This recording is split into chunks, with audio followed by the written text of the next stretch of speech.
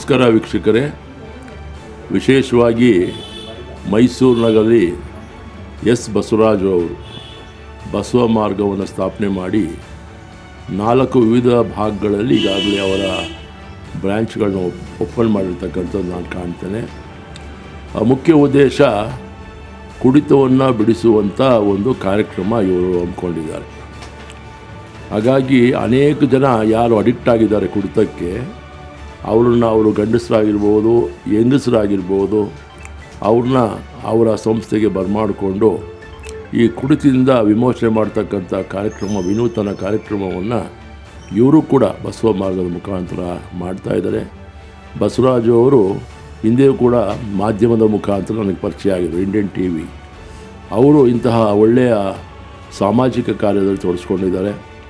ಅವರು ಮಾಡುವಂಥ ಈ ಒಂದು ಒಳ್ಳೆಯ ಕಾರ್ಯಕ್ಕೆ ಯಾರು ಕುಡಿತಕ್ಕೆ ಒಳಗಾಗಿದ್ದೀರ, ಅದು ಗಂಡಸಿರಲಿ ಹೆಂಗಸಿರಲಿ, ದಯವಿಟ್ಟು ಬಸವ ಮಾರ್ಗಕ್ಕೆ ಬಂದು ಅದರಿಂದ ವಿಮುಕ್ತಿಯನ್ನು ಮಾಡಿಕೊಳ್ಳಿ ಅಂತಕ್ಕಂಥ ಗೌರವಪೂರ್ವಕವಾದಂಥ ಪ್ರಾರ್ಥನೆಯನ್ನು ಪ್ರತಿಯೊಬ್ಬರಲ್ಲೂ ಕೂಡ ನಾನು ಪ್ರಾರ್ಥಿಸ್ಕೊಳ್ತೇನೆ. ಅದರಲ್ಲಿ ನಾನು ಪ್ರಸ್ತಾಪ ಮಾಡಿರುವ ಹಾಗೆ ಇದು 56ನೇ ಒಂದು ಕ್ಯಾಂಪ್ ಅವ್ರದ್ದು. ಈ ಕುಡಿತಕ್ಕೆ ಒಳಗಾಗಿರ್ತಕ್ಕಂಥವ್ರನ್ನ ಬಿಡಿಸುವಂಥ 56ನೇ ಕ್ಯಾಂಪನ್ನು ಹಮ್ಮಿಕೊಂಡಿದ್ದಾರೆ. ಮತ್ತು ಅವ್ರಿಗೆ ಈಗಾಗಲೇ ಈ ಒಂದು ಬಸವ ಮಾರ್ಗ ಪ್ರಾರಂಭ ಮಾಡಿ 6 ವರ್ಷಗಳನ್ನು ಕಳೆದಿದ್ದಾರೆ. ಇನ್ನೂ ಕೂಡ ಈ ಥರ ಸಾಮಾಜಿಕ ಕಾರ್ಯವನ್ನು ಅವರು ಮುಂದುವರಿಸ್ಕೊಂಡು ಹೋಗಲಿ.